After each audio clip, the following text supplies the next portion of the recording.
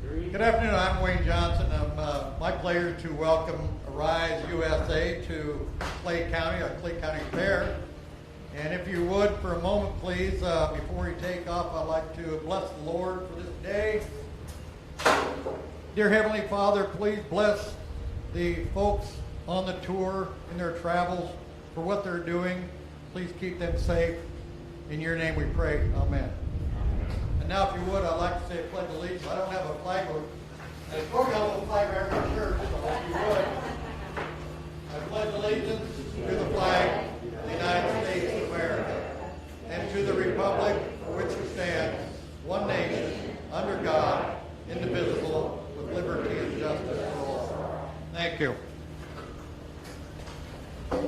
I said my name is Wayne Johnson. I'm the chairman of the County Board of Supervisors here in Clay County. First of all, excuse my dress. I got 5 grandkids here. We started our day last night, actually. I had my 130th anniversary for our company, Clay County Mutual. I've not been with them all that time, but most of it. Anyhow, we had a concert. It got cut short by rain as well.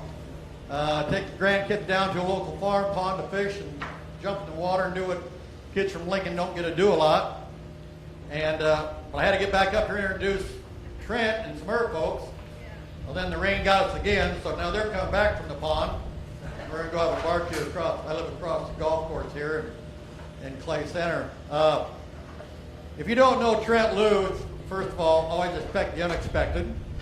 I was in Denver, Colorado on Thursday, and Trent called me and said, "What are you doing?" I said, "I'm over in Denver." And we was visiting a relative, and he said, "Is there any chance you'll be back in Clay Center Saturday?" And I said, "Well, yeah, I don't know. I mean, probably." He said, "Well, good. You got to introduce the Rise USA group when you get there at the county fair." I go, "Okay, what's that about?" I could read the texts to you, but that's most of the texts I got from him right there. And he would say, like, "I'll get back with you later." And then today he says, "Don't forget 3:30 today, be there." And what I'm doing, he says, "I'll talk for 10 minutes or less." And I said, "It'll be less, trust me." But I do get talking, and some, if I get too long, Trent, please cut me short. So I was the mayor of Clay Center here for 8 years, lifelong resident of Clay Center, a farm background, but I got in the insurance business about 40 years ago and found that easier than chasing cows or cultivating corn or anything else. So I kind of reap what our farmers sow here, but we are an ag community. Clay Center is a great town, great people. I was mayor for 8 years. I'm a term limit guy. I did my 8 years, made a lot of folks mad, did a few things and got out. Got on the County Board of Supervisors. I believe the guy representing my district was doing quite enough. And I've been on there for this my 3rd year, and one of their fellow supervisors elected me to the chairmanship this year, so we're moving forward with that. Clay County is, I believe, about the 6th or 7th Second Amendment sanctuary county in Nebraska. We also were one of the first counties to pass a resolution for that 3030 land grab. We obviously don't like it. Also, the National Heritage Area is another thing we oppose. Governor Ricketts was out here, and I think his first stop in his opposition to that also was right here at this building here, about 300 people here that day, to express our opposition to the whole thing as well. Jim Pavelka, my vice chair back there in blue shirt, him and myself were at the signing of the executive order the other day by invitation of the governor. He wanted us to hang around for a couple of beers, but we decided, nah, we got to get back to Clay Center. And so anyhow, so we're very much about constitutional government. We're very much about opposing the land grab that is trying to be forced upon us right now by the Biden administration. I guess I really got my eyes opened to that whole thing. Right now there's about, and you guys can correct me if I'm on the right figures here, but about 12% of the USA land belongs to the government right now, and they want to get to 30% by the year 3030. How are they going to get that done? Well, they're going to do it through several ways.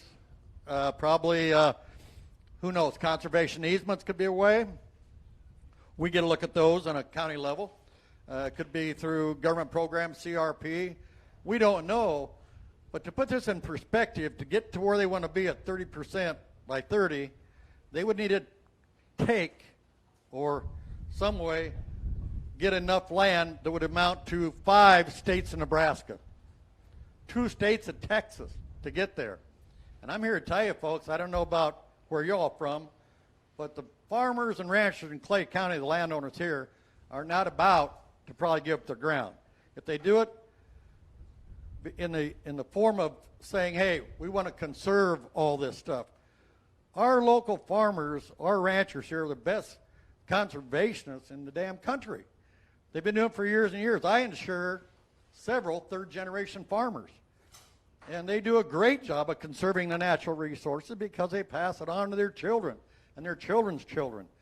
We sure as heck don't need Uncle Sam teaching us in Nebraska how to conserve our property and how to take care of our land. So I guess I don't want to get to my 10-minute spot, so I'm going to cut her down here to say what?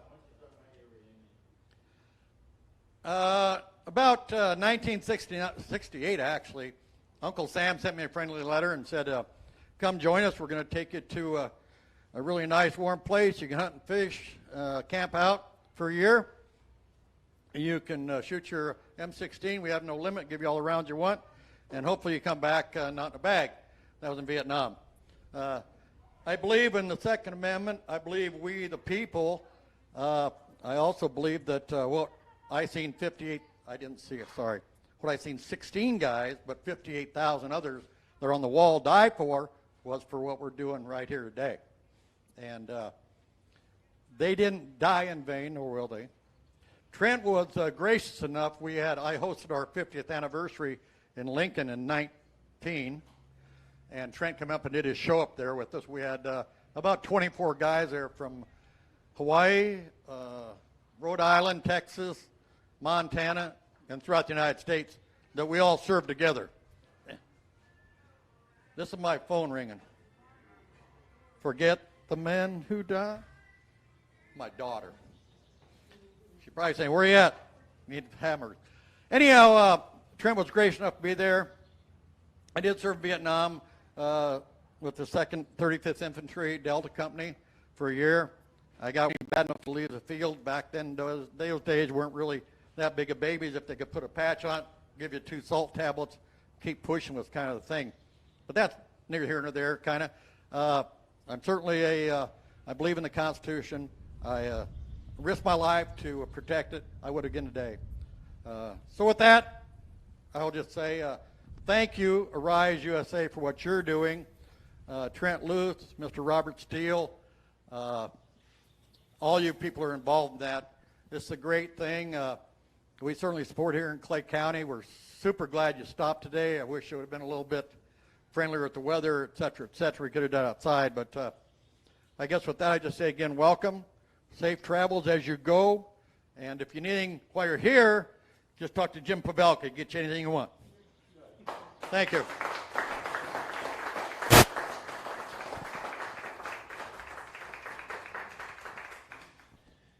He's far too humble. What he was a part of in Vietnam and what he's done since Vietnam, not only with his battalion every single year and then the 50th year, but he gets in front of school kids as often as possible and talks about the importance of the men and women who have served in our military. He's a dear friend. He likes to blow a lot, but Jim has to deal with that on a regular basis. I just check in once a month. I want to just follow up. You did say one thing incorrect, but it was on purpose you said it incorrect. The federal government tries to confuse us.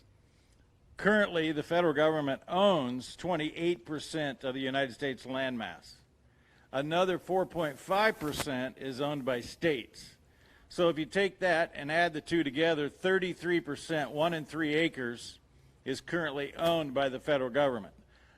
The number that Wayne gave to you, 12%, is what is currently under conservation easements. And so when the federal government put out this whole program about 30 by 30 and this and that, they left out the part they own 1 in 3 acres. They just talked about 12% of the land is currently in conservation, and in their mind, the only way you can actually have land that's going to make it from one generation to the next if you have it in a government program. Bullshit. The way you keep the land from one generation to the next, as he talked about 3 generations, and I assure you there's generations longer here in Clay County, is you let the men and the women who own it take care of it and be stewards of the land and keep the government completely away. I learned something today, L. Wayne Johnson, and that is why Clay County is so aggressive in being first.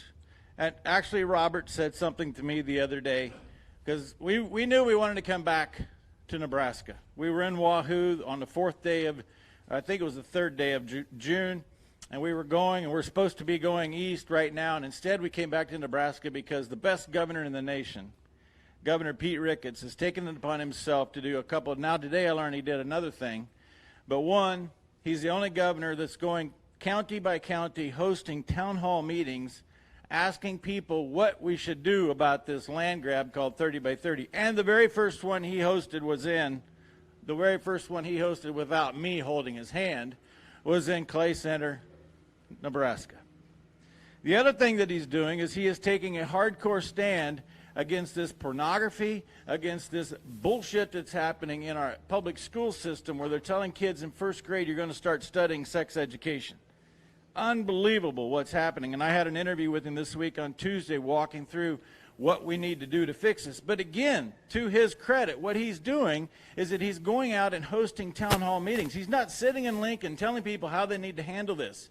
He's coming out to the people. And this week, he designated July as Missing Children's Month for those kids that just ironically go missing. So for those reasons, we wanted to come back to Nebraska, and it was a joint decision between Robert, Kevin, and myself that we come back and lend support to Governor Ricketts.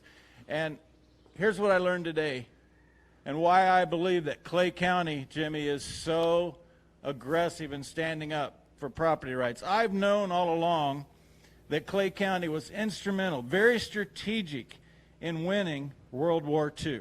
How many of you are actually from Clay County that are here? That's what I figured. Do you know that 41% of the naval ammunitions were made in this county for World War II? Nearly 50% were made in this county.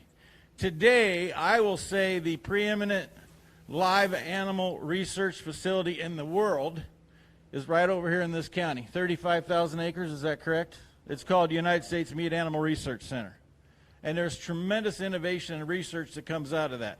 That 35,000 acres was part of that World War II program with ammunitions, and the largest prisoner of war camp anywhere in the United States was right here in Clay County. Here's the other part of the story. There was 49,000 acres that was originally part of this World War II complex in Clay County. Now, I think it's what, 14,000 is out. 14,000 is back in deeded hands. Here's what gets left out of the equation. Where did that 49,000 acres come from that contributed to winning World War II? It was taken from farmers. And they were told, and I actually have done interviews with ladies who remember their dad standing at the door when the government knocked on the door and they said, "We've decided your 360 acres is going to be our 360 acres right here in Clay County." So in my mind, Jimmy, I think it's pretty clear that there's just this inborn desire to make sure we keep the federal government at bay. Even though nobody in Clay County would say we really resent the government for what we did during World War II, you know what it's like to lose 50,000 acres with the government saying, "I'm going to take your land." And here we are in 2021, and we're now at 1 in 3 acres owned by the federal government, another 12% already on conservation easements, and what the Biden executive order says from January 27th is that we're going to add another 30% on top of what that already encompasses. We're talking about 2 and 3 acres of land in the United States to be controlled by the federal government. So when Robert said, "Trent, we really need to go to the county that would be most receptive of what it is we want to do," and that is get the constitutional designation. And right then, It's a sad day when the image of Wayne Johnson pops in your head, but that's the image that popped in my head. I'm like, oh my God. I do have to give him, I do have to give him credit for one thing. When they flip the switch off and we no longer have electricity, my house is still going to be beaming like it is today, thanks to L. Wayne Johnson and the Clay Center municipality system, because he sold me a $5,000 generator that was worth about $15,000. Thanks, Wayne. All right, with all of that said, Greg, would you want to come up here? I just finally met Greg today, Greg Vanderneck, who's an adventurer, also a veteran of the United States. He's from York County. For those of you that may not know, that's just a little bit over that way.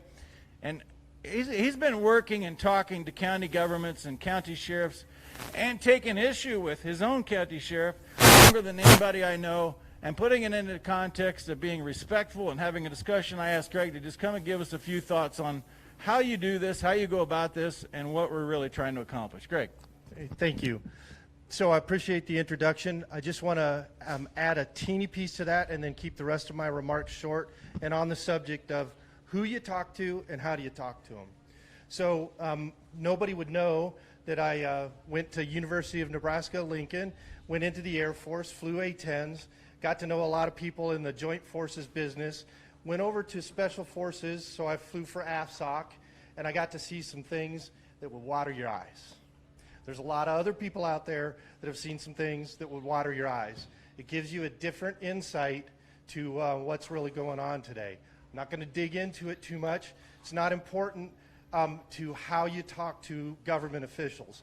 But what I do want to tell you from that experience is we could put a few guys on the ground with a real clear vision of what they wanted to do, and they'd start to talk to people at the local level. And I'm here to tell you, it's true that shit does roll downhill, but it's true that shit rolls back uphill if you push the right way. Now, how do you push the right way? Go to your sheriff, go to the local people. They're the ones that are going to talk with authority to the governor and to your state representatives sometimes when you don't get that opportunity. When you go to talk to them, know what you're about and know the law. So when I go to talk to my sheriff, sometimes we have a conflict. I'm not under any charges or anything. I'm not law involved.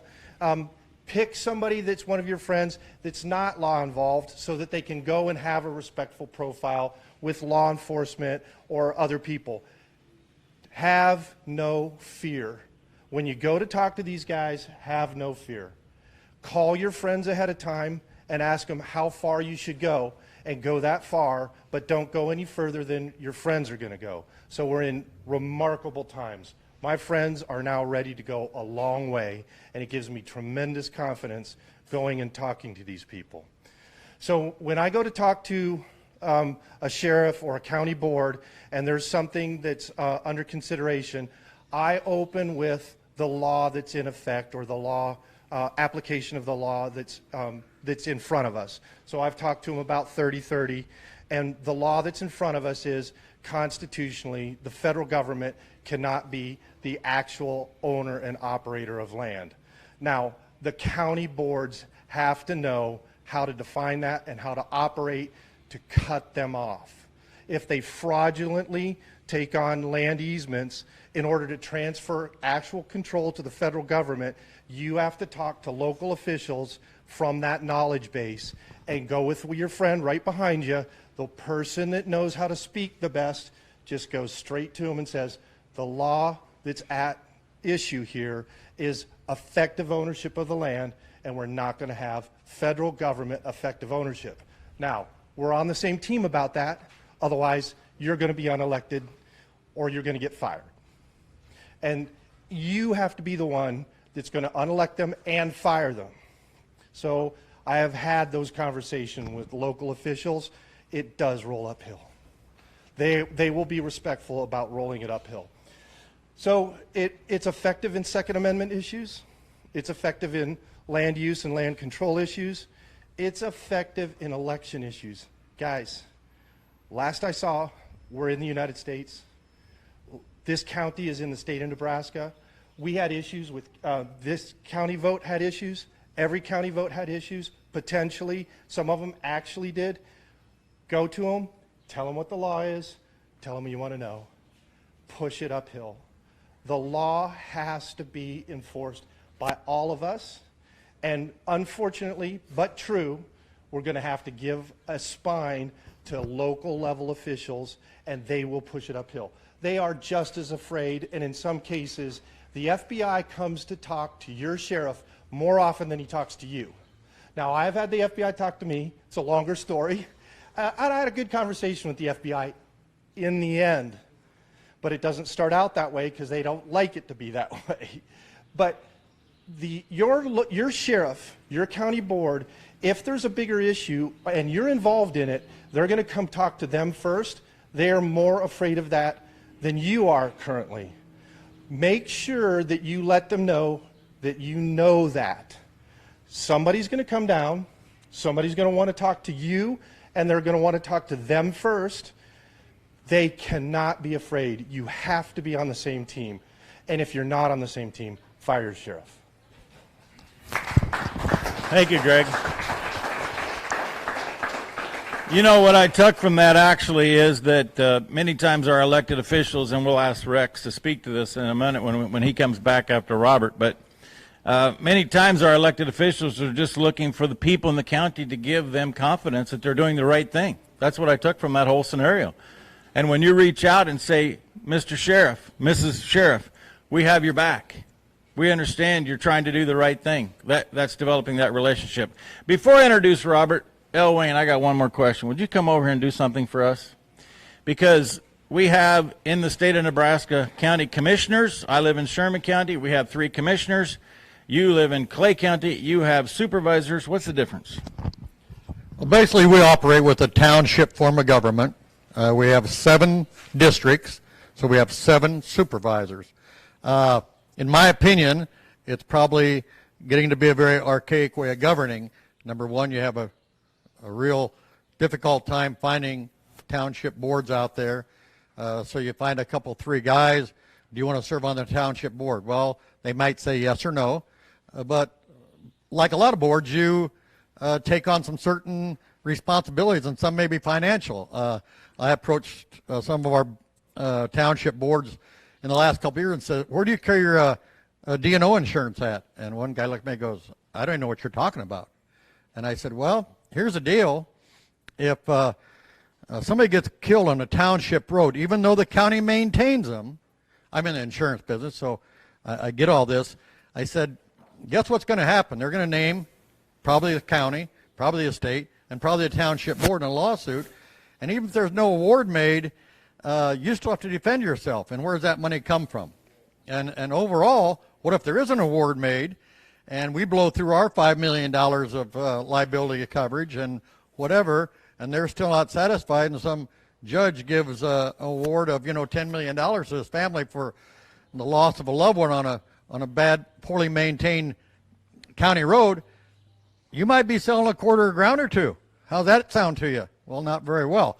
So a lot of people, like a gentleman out in Marshall Township here, I swear he calls me every time he sees me on a golf course. When you get rid of those damn townships, me and my wife would try to be in the county or township board, him and his wife. I mean, so it's that bad. And Adams County just went to it last year. It's about a 2.5-year process, maybe a little longer. It's got to be a vote of the people, bring before them. But I think there are 71 counties in Nebraska now that operate under the county commissioner form of government. And so the last 20 some odd of us need to kind of get our act together, I think, and get it done.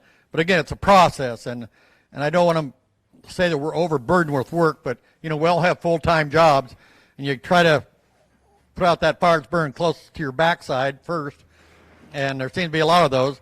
But this is something we need to address in Clay County. We need to push forward. As a matter of fact, when I ran for county government, I said that was one of my things I'd like to do is explore why we don't have a commissioner form of government. And of course, we're all afraid, Jim and I, we don't want to lose our cushy little jobs, but we make $1,500 a month. It's like a lot of money for me and Jim. And so if it goes down to 3 guys, who's the odd man out? Well, everybody says, well, I want to be the guy. trust me, I'd be the first to step plate and go, you guys do your thing. I'm out of here. I don't really need that extra income. Screws up my tax program. But anyhow, that's what we're doing. We want to get it done one of these days, and hopefully, again, with the support of the people. And we have a few guys that say, hey, I don't lose local control. Well, quite honestly, you wouldn't lose any local control. You'd have a commissioner assigned to your area, and you'd have the same back and forth talking you have now. And we really don't have a whole lot of that come out of the townships anyhow. So anyhow, that's where we're trying to go. But Clay County is still a county that's governed by townships and not commissioners. So we have supervisors, 7 of us instead of commissioners. Thank you, Wayne. Jim, you know what flea collars and insurance have in common? They both only work if you don't need them. Yeah. And with that, the guy who made all of this possible that we could come to Clay County, Nebraska, and for whatever reason, carrying a pig around, I think because he thought he could take it over here in one of these old ammunition sites and let it forage. I don't know. Robert David Steele.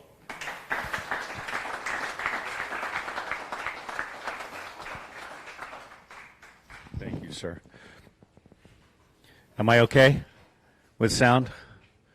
All right. Well, I try and tailor what I do each stop. Now, how many of you have heard me do the stump speech from a prior stop? Okay, so this is a completely fresh audience. All right. I really want to talk to you, and I want to talk to the young lady that represents the honest media in this country. Let me start by saying this is a God thing.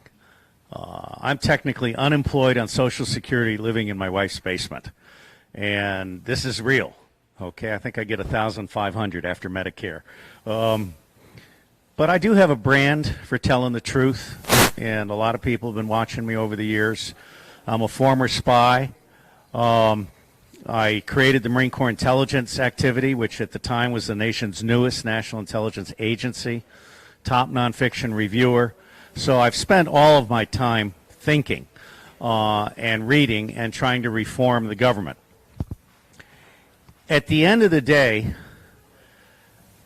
I'll do this in 2 parts. At the end of the day, I realized around 2008, I mean, 9/11 was a wake-up call for me, but at the end of the day, I realized that we can't fix our government unless we demand constitutional counties and election reform. Constitutional counties, because what we have here is a federal, state, and local government system in which most elected and appointed officials, not all, but most at the very top, are being bribed, blackmailed, or brainwashed to basically serve the 1%. The Rockefellers, George Soros, the United Nations is a front for these people. And I got to tell you, I've got 10 websites. I'm making 5 movies, all with funding from the public. I account for it all. At bigbatusa.org, you can see how I've spent $1.7 million in the last 3 months. I've made about $60,000 in mistakes, but by and large, I think I've been a good steward of your money.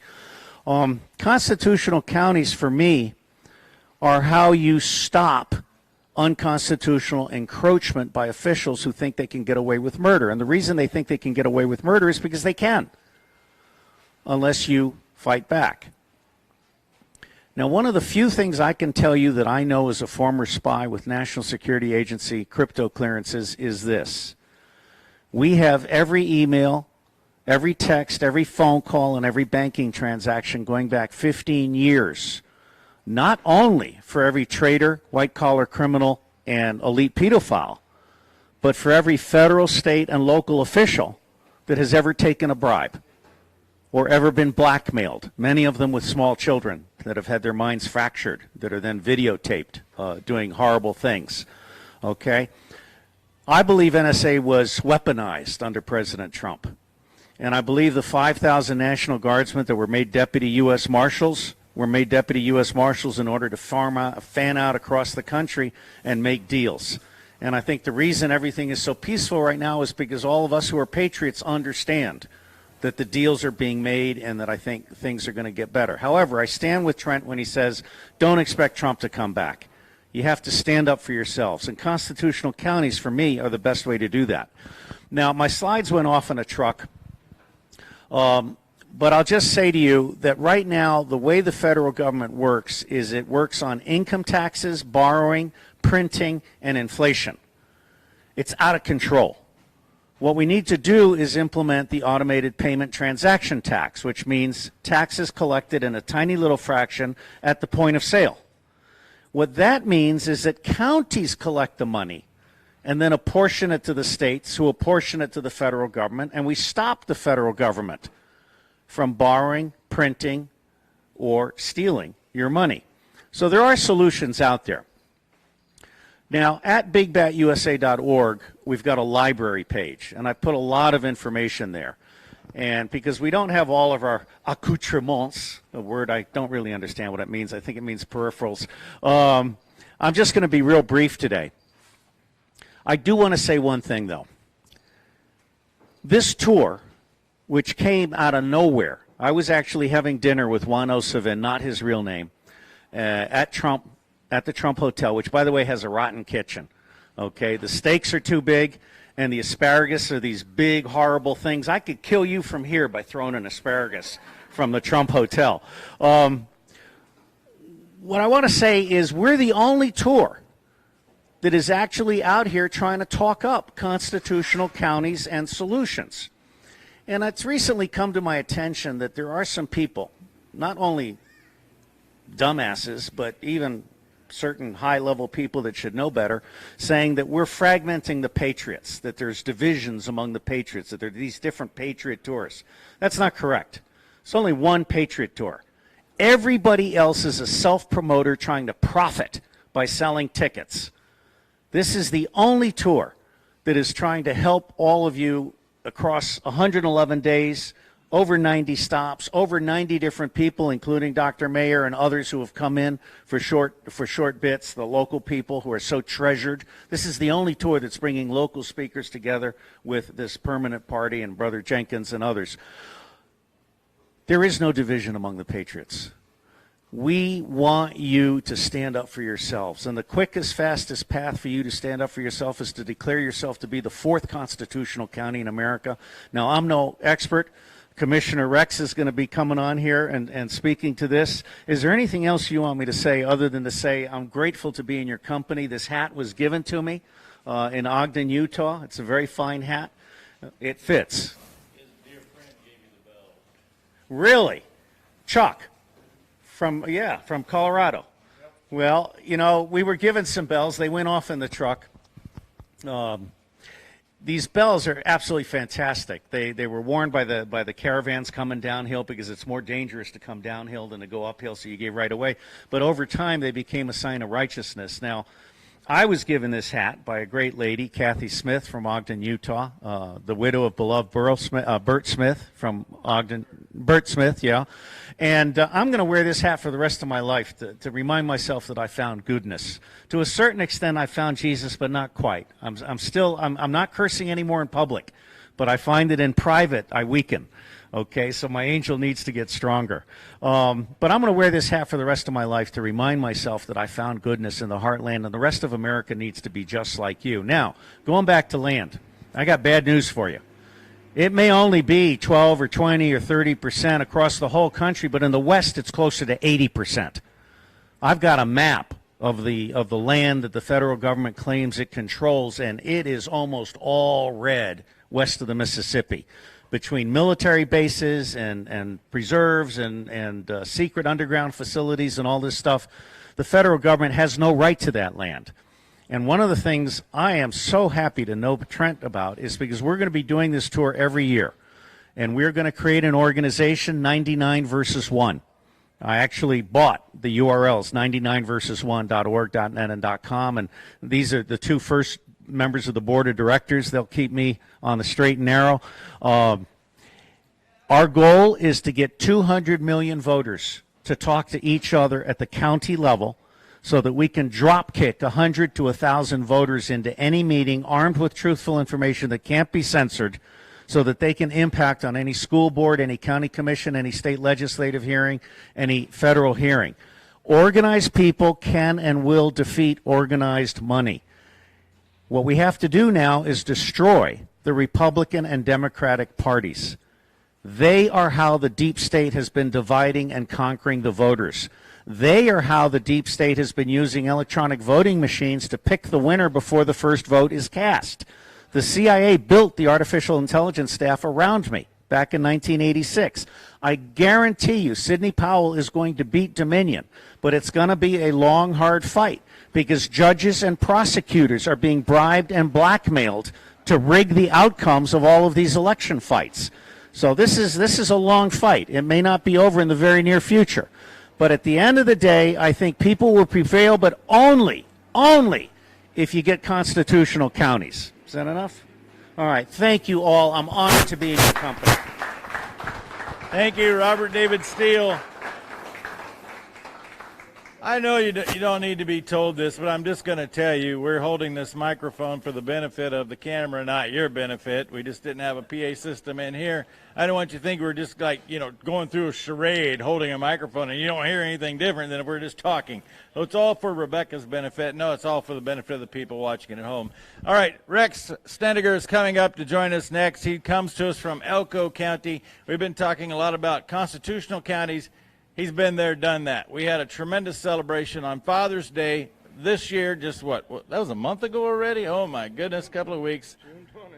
June 20. Rex Stendiger from Elko County, Nevada. Thank you, Trent, and thank all of you for being here today.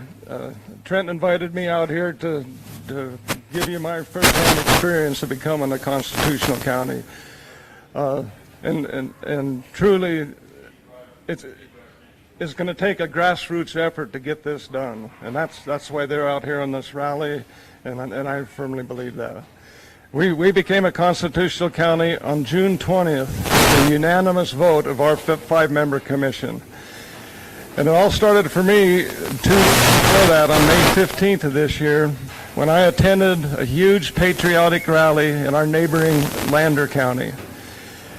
And they were celebrating the fact that they became the first county in the nation to join the Constitutional Sheriffs and Police Officers Association.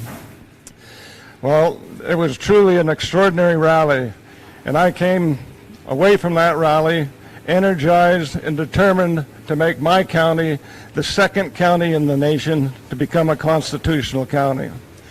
Well, I went home and we did it in 2 weeks. I contacted the CSPOA. They sent me a resolution they had drafted in 2014. I made a few minor changes to update it to the absurdities we'd witnessed through this pandemic.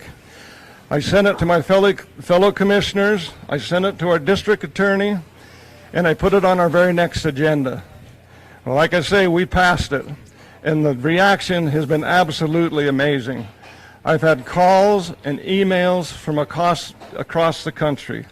I really believe this country is eager to return to our constitutional principles. Now, we need, like Sheriff Richard Mack said, we need to do it county by county, state by state. And if you remember that map that they released after the election, the map where the counties that voted for Trump are red, and the counties that voted for Biden are blue. Well, that map of the United States is almost entirely red. So if we could get all those red states converted into constitutional counties, we have won the battle. It's that simple. So I don't know what else to say. I guess I did it. I'm still alive. I lived through it. And really, in my 6 years as a commissioner, I have never seen anything garner so much praise and enthusiasm as passing this resolution. And I know not very many hands were raised here when they asked who all was from Clay County. So some of you might not have a receptive commission like you have here. And I'd suggest that you do what they're doing in Shasta County, California. And they've organized a recall against 3 of their county supervisors. and they've developed a 4-part film series documenting the abuses. And they set up a website called redwhiteandblueprint.com, and that's blueprint as in the floor plan, redwhiteandblueprint.com. So if you're having trouble with your commission, go take a look at that website. And when you talk to your commissions, remind them that the Constitution is the backbone of our country. It's the Constitution that freed the people by protecting their God-given rights. And those protections allowed us to flourish, and we quickly became the mightiest nation on earth, the envy of the world. But I think we've forgotten the warning from Benjamin Franklin when he was asked what kind of a government he'd given us. And he replied, "A republic, if you can keep it." That's the warning, if you can keep it. And we have to work to keep it. And that's what these rallies are all about. We have to get to work and keep it. So thank you, guys. Thank you, Rex. You know, something that Greg didn't say publicly and Rex just kind of said, but we didn't really say it straight out, so I wanted to just say it straight out. If you just listen to media, you're convinced that everybody in the world is thinking against the Constitution, is thinking against constitutional counties, thinking against standing up to liberty. What we've experienced now in 46 stops and what Robert says is 25,000 miles is the exact opposite. What Rex has experienced is the overwhelming response to a county saying, we're going to stand up to the Constitution. We had 4 stops stand up with the Constitutions. We had 4 stops in Montana. We did not meet Sheriff Slaughter, but we heard about Sheriff Slaughter from Gasconade County, Montana, who had a citizen on a jury who was mandated that he wear a mask, sitting on a jury. And he stood up and he said, it's my constitutional right that you can't tell me I have to wear a mask. Sheriff Slaughter came to his defense, and he actually went after that judge and said, you can't take this guy on. It's his constitutional right to make that decision. Sheriff Slaughter left the party that he was a member of because people started coming at him in his own party saying, what next? You're going to tell us you're a constitutional sheriff? If the sheriff in your county isn't constitutional, what is he or she? There's nothing more important than the supreme law of the land right here and how we follow it. Speaking of Constitutional Sheriffs and Peace Officers Association, we also have traveling with us John Bolin, who was reading my nonverbal communication and very cordially brought me a cup of coffee a moment ago. Thank you, John, for that. But what his most important role is to share with you the respect that we need for those individuals like county sheriffs and police officers and some of the challenges that he has dealt with people that just don't want to follow the Constitution at all in the name of animal rights or whatever the case may be. Ladies and gentlemen, from Indiana, John Bolin. Thank you, Trent. It's a pleasure to be here, and I really personally enjoy these smaller venues where people are close and we can make eye contact, and I just enjoy this. I don't have any objections to the huge ones, but this I like this, and I'm glad that even though it rained, we were still able to have this little intimate setting here. But yeah, that's very distracting, that smell, and the barbecue smell from the truck out there coming in that back door back there. It was tough for me to sit still. But what I want to talk about is Robert touched on the 1% that controls the 99%. And Trent has mentioned several times in multiple talks, and I've stolen this from him, but the first thing that a tyrannical government does to control people is control their food. And I'm going to share some information with you today that hopefully will open your eyes. If you're not already aware of this, I hope that this will open your eyes to some organizations that are not government. They have more power, in my opinion, than the government does in controlling our food. And that is the animal rights extremist. There are 43,000 nonprofit organizations related to animals in this country. Now that includes good organizations like the AKC and some of the beef associated, a lot of the other nonprofits that are doing good things. But a huge portion of those 43,000 are these animal rights extremist organizations. And the ones that probably come to your mind immediately are organizations like PETA. There's an organization called Direct Action Everywhere that they're a militant group that will go in by hundreds, a couple of hundred at a time, even more, and just storm a farm and go in and take animals out of the farm. And the leader of that organization has multiple pending charges from all over the country right now. And Trent has actually done a live interview with that, a debate type of interview with that individual. It's very interesting to watch. But Direct Action Everywhere and PETA, in an odd way of saying, I have more respect for those organizations than the other two that I'm going to mention. Because they're in your face and they tell you exactly what they're going to do, and you know exactly what to expect from them because they hold no bones about what their agenda is. PETA's agenda is to make us all vegans, to stop any animal ownership, any use of any animal for any purpose. And Trent can go through a long list of things that animals provide for us, even just a cow alone, the multiple things that they provide for us. So the organizations that I fear the most, and I would like for you folks to educate yourselves on, are the HSUS, the Humane Society of the United States, and the ASPCA, the American Society for Prevention of Cruelty to Animals. These two organizations are worse than the others that I mentioned because they put on this persona of rescuing animals, the sad commercials that they ask for $19 a month or whatever it is, and their agendas are just as bad, if not worse, than the other organizations.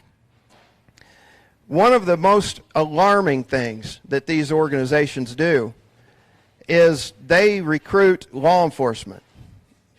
These organizations have no law enforcement authority. A lot of folks have been misled to believe that they have some type of law enforcement power and authority, that there's some type of federal agency. They are not. They are nonprofit, non-governmental organizations. They recruit law enforcement, they hire law enforcement officers, and they pay current law enforcement officers to go out and teach other law enforcement officers their propaganda and their agenda. The National Sheriff's Association, unfortunately, is in bed with HSUS in a very big way. Thank God for the Constitutional Sheriffs, the Peace Officers Association. My dream is that that organization will eclipse the National Sheriff's Association eventually. And we'll get these organizations out of bed with these animal rights extremist organizations. Now, how do I know this about the HSUS and the ASPCA? After my career in law enforcement, I went to work for the ASPCA. They offered me a job paying me a lot more than I was making, and I was to a point in my career where I could lock in some retirement to draw later when I get old enough, and I went to work for them. And I began to see the corruption from within that organization. I began to see the things that they were doing to violate folks' constitutional rights, the way they were sneaking onto properties under the guise of something they were not. They wanted to create undercover policies and procedures. They had me draft those policies and procedures. I had in my law enforcement career, I investigated organized crime for 7 years undercover. So that was one of the things that drew them to hire me. When I drafted those policies and procedures over the course of several months, and we all flew to New York City to go over these policies and procedures, I asked them direct questions about issues with this pertaining to the Constitution. And they didn't like me asking those kind of questions. How dare a country boy from Indiana confront these attorneys around a table in Manhattan, New York City? But that's just the way I was raised, so that's what I did. And they began to look for ways to scapegoat me and to railroad me after that, and the writing was on the wall, so I resigned from that organization. And after resigning, I met a man by the name of Trent Luce who gave me an audience, an opportunity to go on Rural Route Radio and share the story of how these organizations work. And I've been fired up on on this tour especially. And the longer we go and the more fairgrounds we visit and the more young children I see showing their animals and the pride that they take in these animals, the more fired up and really pissed off I get about these organizations and the fact that folks don't really know what their agenda is and what they're doing. The ASPCA and the HSUS have an average combined revenue, and I'm combining these two organizations because they just swap people. HSUS had an individual there who I like to refer to as a militant vegan. And let me make something clear. I don't care what you eat. I don't care if you go out here and eat grasshoppers. But when you try to force it on the rest of the population and you put yourself in a situation where you think you're morally and ethically and in this some elite way better than those of us that still like to eat meat, then that's a problem. And when you have the lobbying influence that you have, that's a problem. I got a little derailed there, but I'm going to wrap it up by saying that these folks are in every state house. They have state directors. It's not as prevalent out west as it is Midwest and East, the HSUS and ASPCA, but they are here. The organizations are here. They're in your state houses. They're lobbying. They're bribing politicians. They're bribing law enforcement with what they like to call grants. It's not grants. It's bribes with strings attached. So I would like for all of you folks to ask those questions. Go to your government websites. Look at the bills being introduced under any kind of agriculture and find out who these folks are that are pushing these bills. You're going to be shocked when you see this. And if we don't take action now, what you see here is going to end. It's going to end. These individuals, and I'll close with this. I probably said I'm going to close already, but I'm going to close with this. They go to fairgrounds. Trust me, I know for a fact. They go to county fairgrounds and they take photographs. There was a photograph posted on social media recently of a young girl hugging her cow at the end of the show and crying. Well, they used that. You can be guaranteed they used that. They said, look what these people are doing to these poor kids. These kids are mentally ill now. These kids are being taught to kill animals. This information was all over social media. They don't care that it's a child. They don't care. They look for soft targets. They go after soft targets like Amish. They will go after Amish dog breeders. The propaganda that has been fed to everyone in this country about so-called puppy mills is pure propaganda. I have visited multiple Amish kennels, and they're beautiful, clean facilities with heated and cooled floors, indoor-outdoor facilities. One more thing, because I want you to be pissed off when I'm done. I'm hoping you'll be pissed off. A young girl, 19 years old, in Australia, became famous on social media because she was a young farmer in Australia, 19 years old. She committed suicide recently. Within the past week, she committed suicide. I don't know that it was because she was attacked on social media, but I can pretty much guarantee you that that had something to do with her suicide. These folks are evil, and they're nasty, and they seek to destroy what we have and what we're doing here today. God bless you all.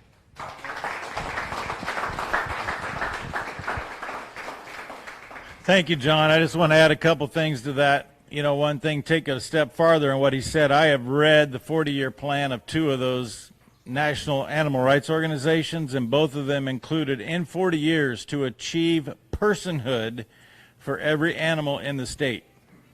And I see you laughing, and I see you saying, well, that's just insane. I challenge you to go right now and read the statutes and find in any state where the ramifications of animal abuse are less than that of child abuse. You will get more time, you will get more negative media scrutiny, you will get the wrath of the hell if you commit abuse to an animal. Alleged abuse, not even convicted, alleged abuse. In most states right now, if you're accused of animal abuse, they take your animals and they confine them until you're found guilty or not guilty, and there's no guarantee you're going to get them back no matter what the verdict. That's because we're trying to achieve personhood. And just as another example, how many have heard of the elephant, Happy the elephant? Happy the elephant had a Supreme Court case that was denied this year.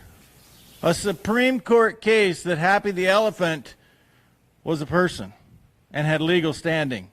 And the animal rights community celebrated the fact that we got a ruling. It was a loss for us, even though the ruling went against Happy achieving legal standing as a person.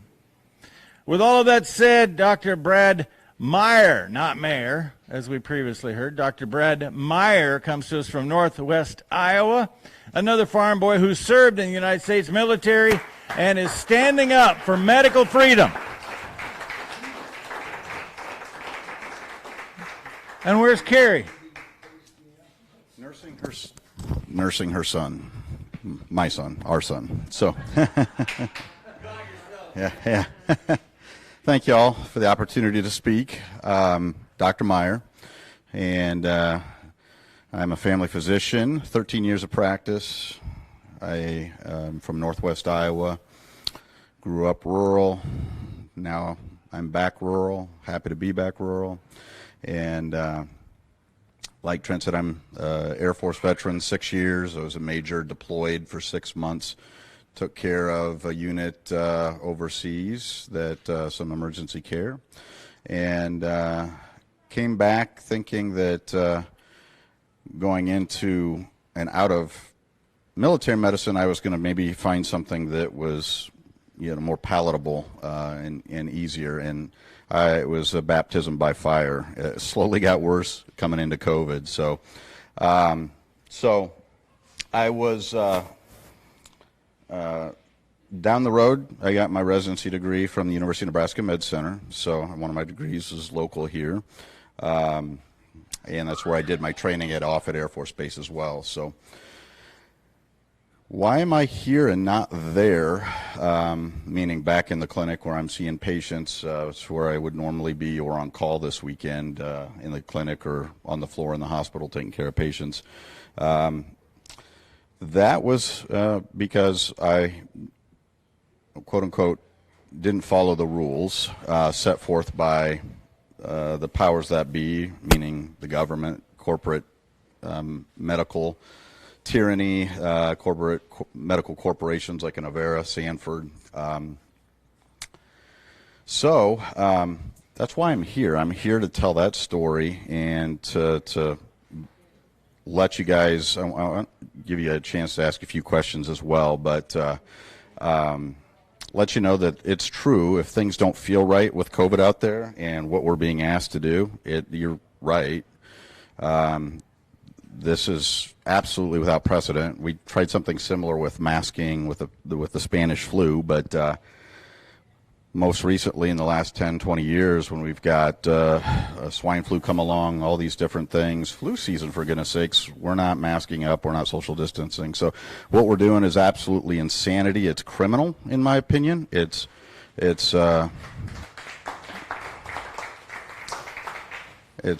very damaging to our elderly. It's damaging to our foundation, our country, fertility.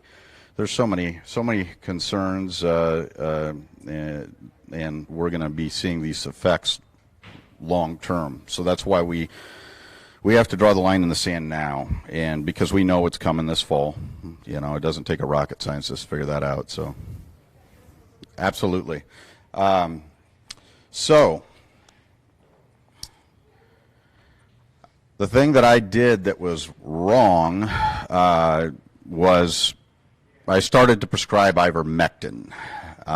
Y'all probably familiar with it in the rural community. We use it on the farms.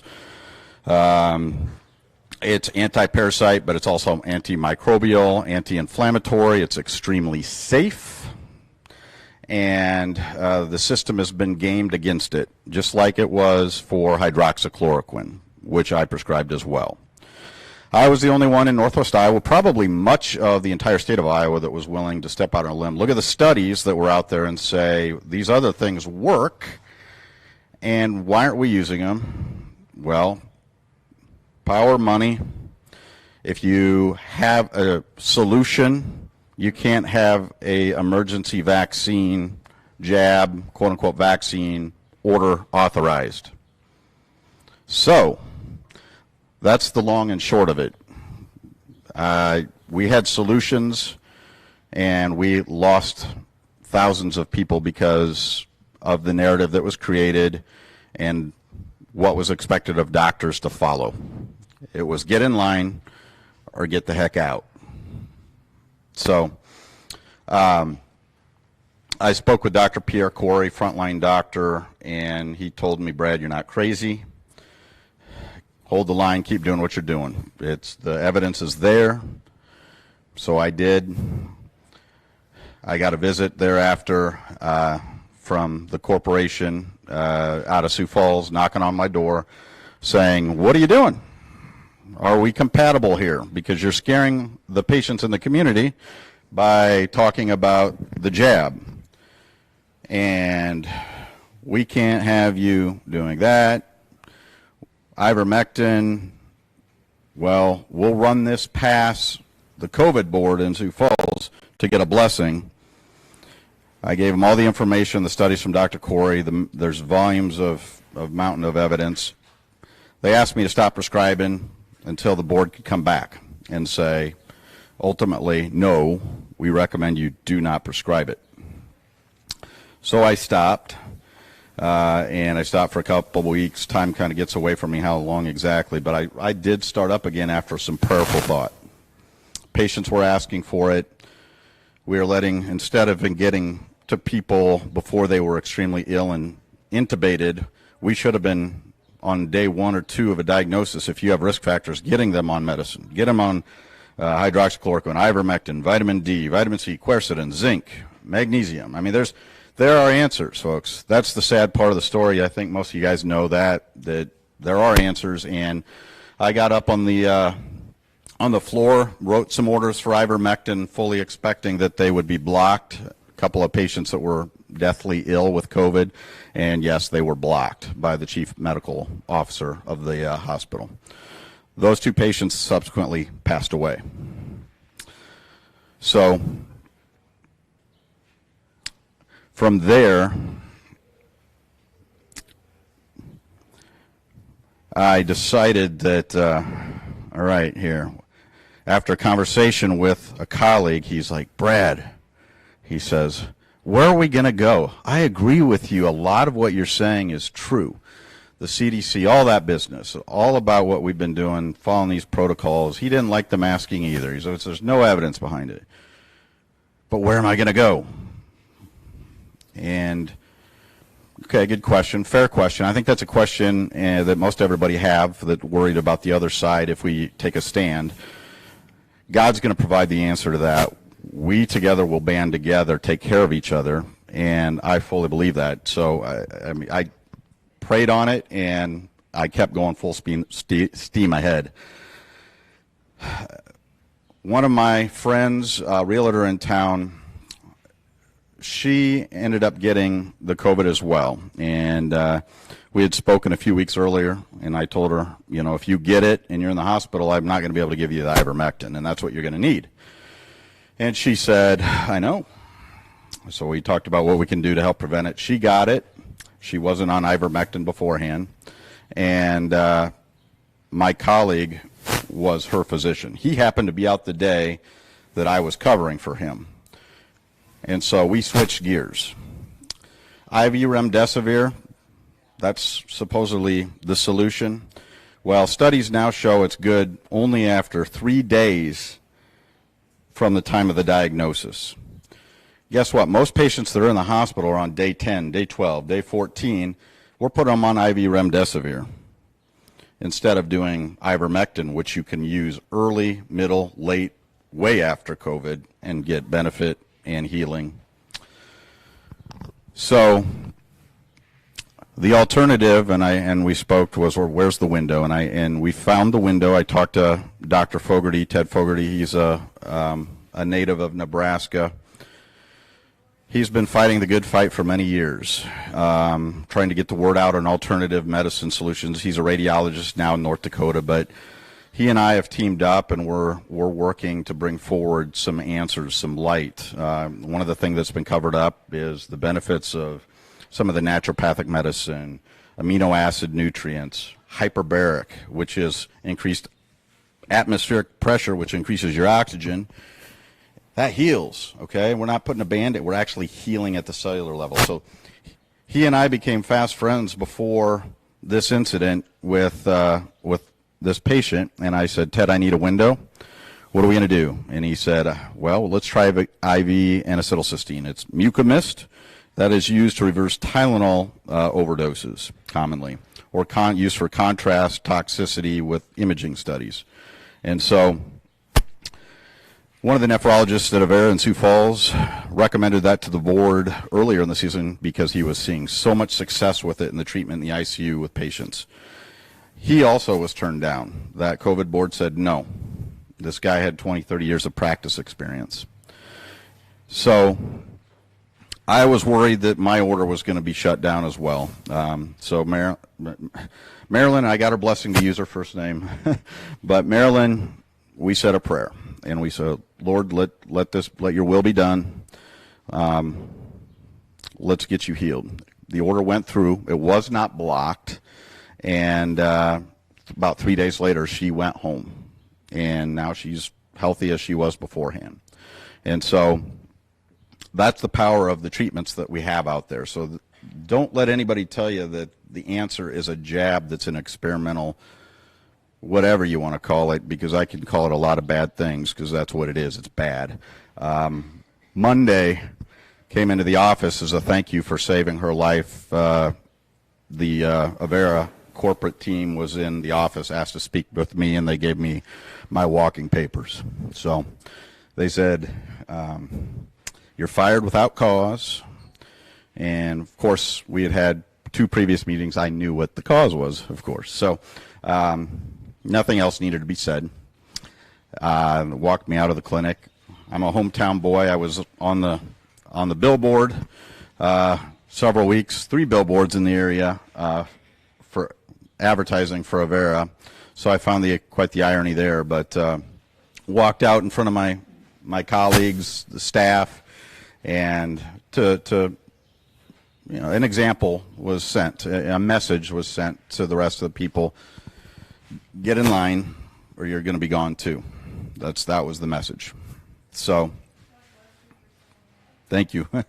I went home, I felt the yoke lifted, and I had felt the pressures coming, and it didn't happen overnight, but yes, hard on the family to not know what is next, where the income's going to come from. Is another corporation ever going to hire me because I now am exposing the truth on them? Do I ever want to work for another corporation that's medical? No, not the way they are now. So I'm going to start my own. I've already bought a building in Northwest Iowa, and this is where we all, as Kevin Jenkins says, I love it, building our own arcs. And that's true. Right now, we are in a war. It's an asymmetric war. We're not wearing different uniforms. The enemy's real. This is a spiritual battle. The enemy means to take us down. So we must stand up, the ones that are awake, plant those seeds to those that will hopefully listen. If they won't, we plant it, we move on to the next person. Get the word out, stand up.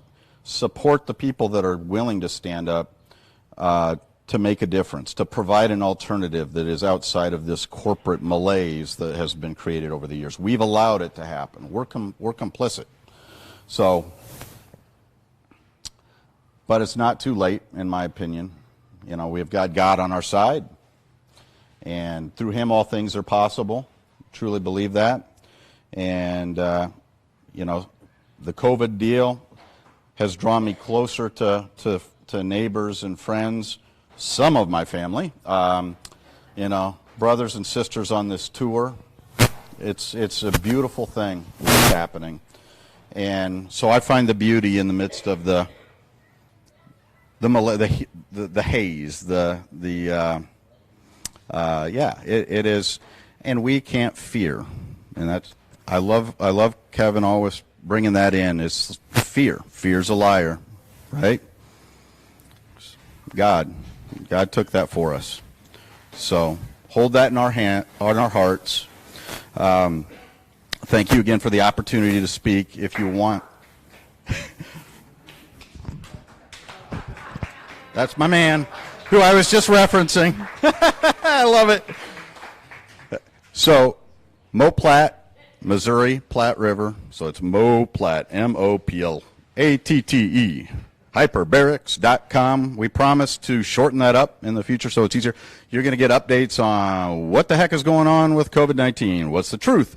Telemedicine. Can we get ivermectin? I want to prescribe that for folks in Nebraska, South Dakota, North Dakota, Iowa, Minnesota.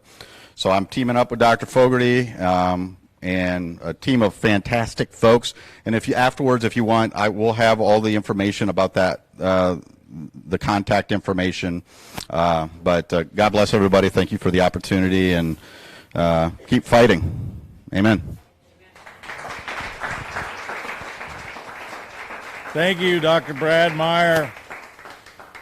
You know, 21 years I've been trying to find the way to connect rural and urban America, and we truly have come as close on this tour as anything I've done in 21 years.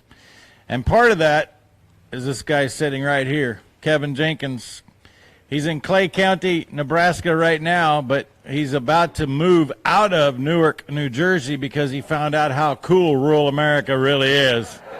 Founder of the Urban Health Alliance, Kevin Jenkins. Good afternoon, everyone. How are you? That guy back there, that doctor, is one of the most bravest Americans in this country, and I love Brad, and I love his family. He has a lovely family.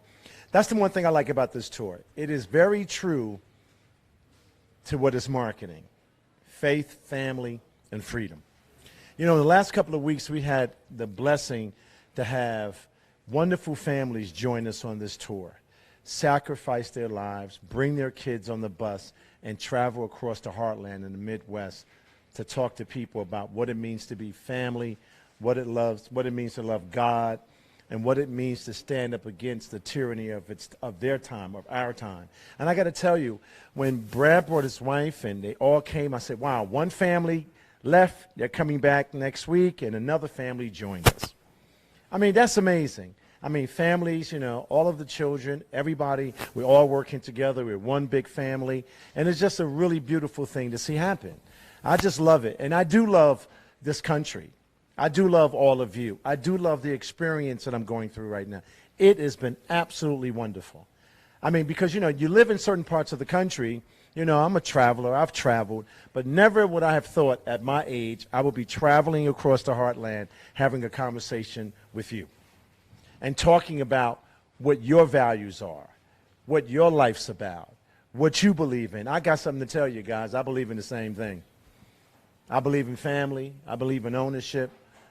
I believe in all the things that are true to make sure that we can live up the possibilities that people have sacrificed their lives for. Normally we would have flags up, and I would always point to the flag and say, listen, do you guys really know what that flag is about? I mean, you know, we always do the national anthem. We wear the red, white, and blue. We do all of those things, but do we know, do we really understand what that flag is about? That flag is about sacrifice. That's what it's about. How many of you in this room are Christians? Okay, now I'm going to ask you another question. I want you to be honest. How many of you are lightweight Christians or heavyweight Christians? Ah, interesting. So I would believe if you're a heavyweight Christian, you would know that it is time to sacrifice for this country, sacrifice for our children, sacrifice for our land, sacrifice for our body sovereignty, because that's important. And the reason I ask that question is because we go to church and we pray to Jesus, we love God, but I think we've gotten away from that. I think that we've got disconnected. But I tell you, this is the time that we need to find our God courage. This is the time that we need to see God's face. This is the time that we need to rise up. That's why I love the theme, Arise Tour, Resurrection Tour. It is time for us to resurrect our courage. It is time. Marxism, socialism, capitalism, communism, all of those things we hear that they have planned for us. But the one thing I want all of you to know in this room is that they want to be our God. They want to control our children. They want to control how we love. They now want to tell us what we should own. And a lot of us bought it. Not all of you in this room, but a lot of us maxed up. A lot of us lost our courage. A lot of us actually still believe that the government is on your side. The government has abandoned us, but we still go in to try to negotiate something with them, knowing that they do not care about us. Because we are the government. We finance the government. We organize the government, but we always walk in there like sheep saying, can you help us? Instead of telling them what to do about what we need for our families, what we need for our country. And now all of us are caught up in this race narrative, which is incredible to me. Incredible. They have you now as white people saying, well, maybe I'm bad. Maybe I am responsible. Well, no, you're not responsible. Not any of you are responsible for anything. But we are responsible to tell the truth. We are responsible to stand up together against the tyranny of our time. Just like our forefathers, your forefathers, and all of them stood up for us. I'm proud to stand here because this country is my country. That flag is my flag. Because my ancestors, my family, we died for that flag. In spite of some of the horrors that we've gone through in this country. I am not a victim. Are you victims? Are you victims? And guess what? I don't believe in that. I am not a victim. I might be more privileged than some of you. Think about that. You know, I was saying white privilege. I just find it fascinating that we're even listening to that garbage. It is garbage, absolute garbage.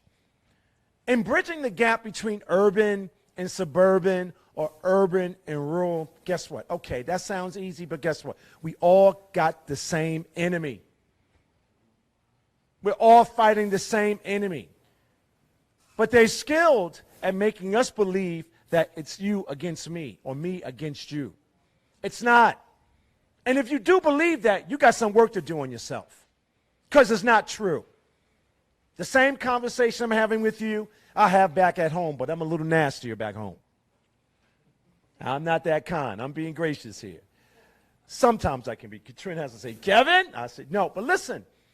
This is our defining moment. This is our defining time. This is our David and Goliath moment.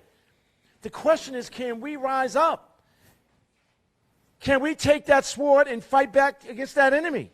Can we protect our children like we were protected? Can we fight for this country like they fought for us?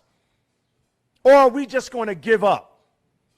What monument will they put somewhere to show that we stood up for the world, we stood up for humanity, we stood up for this country? What monument? Right now, I don't know. Is it a monument of failure? Or is it a monument of success or monument of victory? Because we all got monuments that we love, but what about the monument that says as human beings, for the first time in our existence, we stood up and we won for our children? Because that's what we're doing this for. Our children. Our elderly now are afraid to come out. Our kids now don't mask with the mask of shame. We're all trying to figure out how we're going to still survive. The only way we survive is if we come together. And put your petty differences aside, even in your own communities. You got too much to say about something that's not important right now. You got too much to talk about. You only got one thing to talk about. How do we show the world that we know how to fight for justice and fight against injustice and use our God courage to do that? Do we really know what God is? That's the question. Because I hear a lot of people talk about a lot of things. As soon as it's time to fight, they close their door.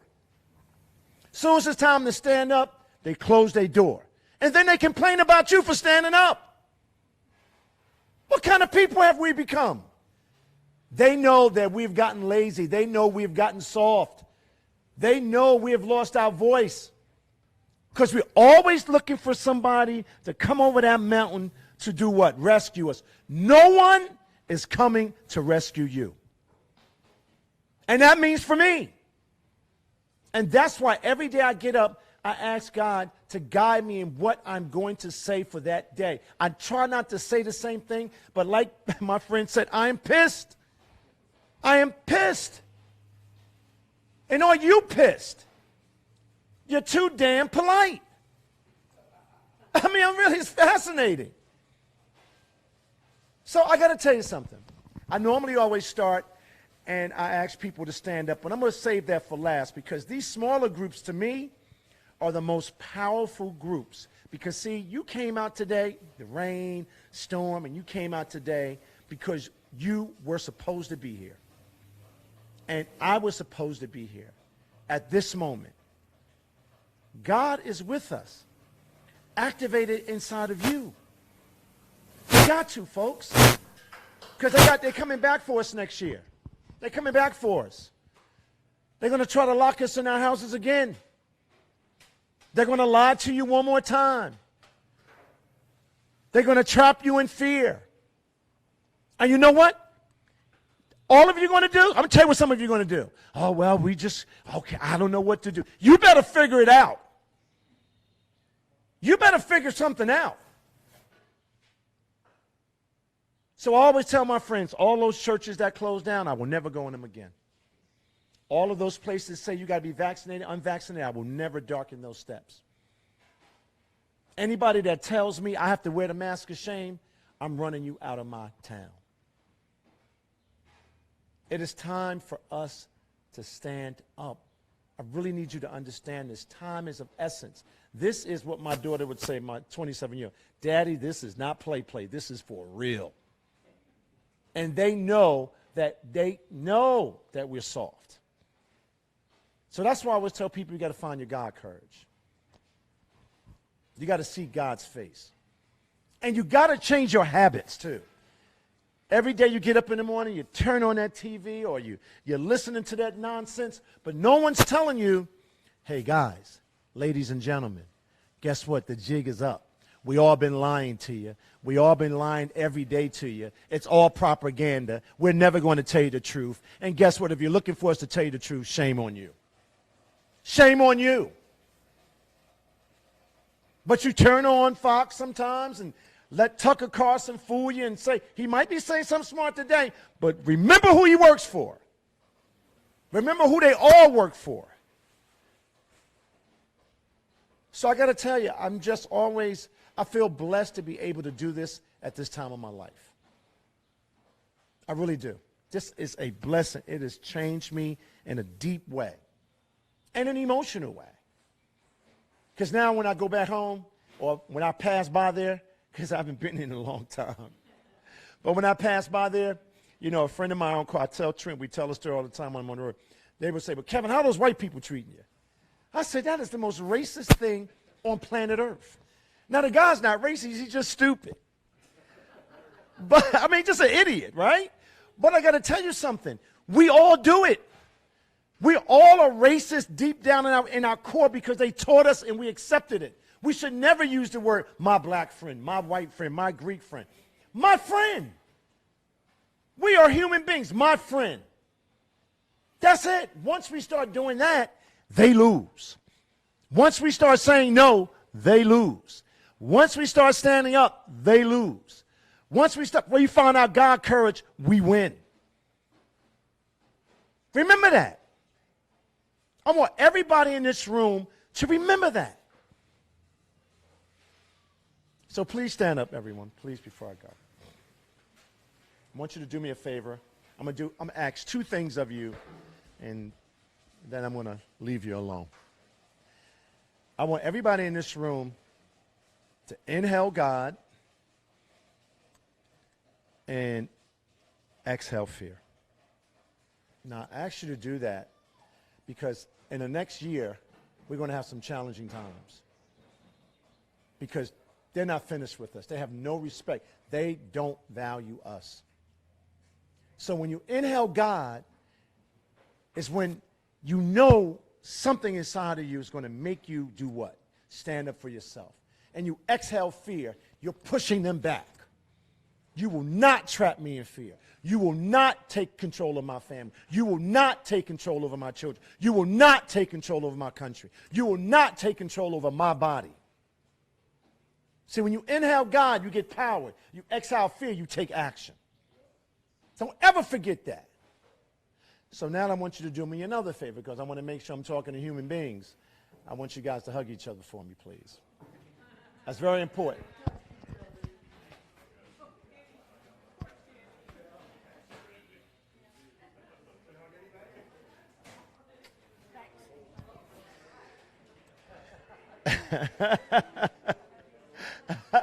Hey, sir.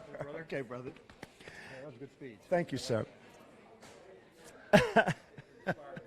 Thank you very much. It inspires me. I want to tell you why I ask everyone to do this every night. And, you know, Trent and Robert and all of us, they call me Huggy something. I don't know whether they Huggy, whatever. But let me tell you why I ask everyone to hug each other. Because they tried to take our humanness away from us. See, when you hug, you instantly connect, and that's God that's being present. See, when they keep us apart from each other, that means we're allowing fear and the devil, right, to take our power away from us. So when we hug each other, that unifies us.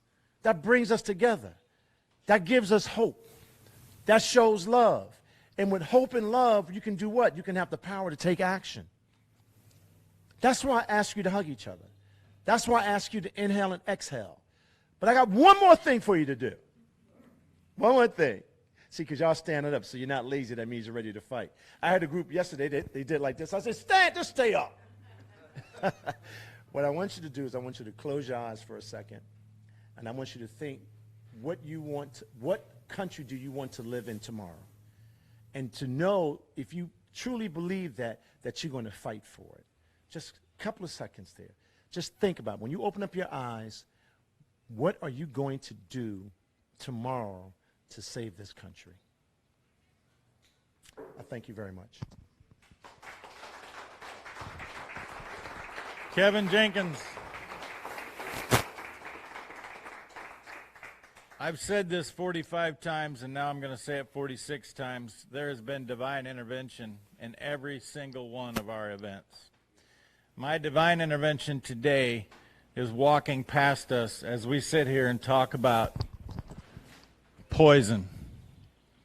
The kids in our schools are being poisoned.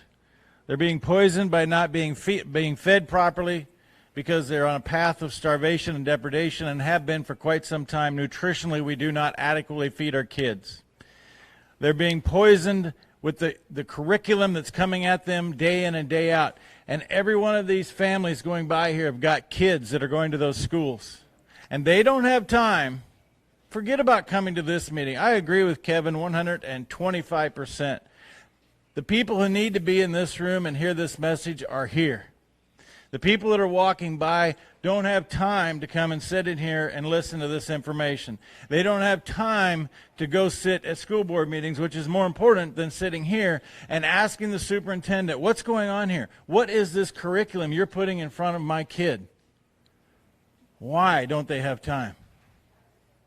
It's poison, and they need to be helped. But you know what? If you look back at the course of this nation, it wasn't 85% of the people that stood up and said, we're going to hold the Crown accountable to what it is that they're doing to us. It was 13%. And then it was 3% that actually took up arms and did something about it. So it doesn't take every family walking by here to make a difference. It just takes a few of us to go back into our communities and say, do you know what the school system is doing to your kids? And are you going to make time to show up? And Robert is right about one exact thing. If you have the same, my family, Kelly and I, we go to every school board meeting. In fact, Monday night she will not be with us in Lincoln at the boombox because she'll be at the Loop City School System meeting saying, what is going on here? But if you have the same 4 people do that at the school board meeting every month, they just say, oh, just ignore them, they'll get up. But if 200 people show up and then 1,000 people show up, they're going to say, we better pay attention. And it all starts with the people who showed up here going home and saying, we're going to eliminate the poison from our kids, because at the end of the day, nothing is more important than our kids. One nation, under God, putting people above politics. Arise, USA. Take this nation back to faith, family, and freedom. Thank you. Thank you, Jimmy. I appreciate it. And this is the exact right spot we were supposed to be to get back on this campaign in Nebraska. Clay County rocks. Thank you, one and all.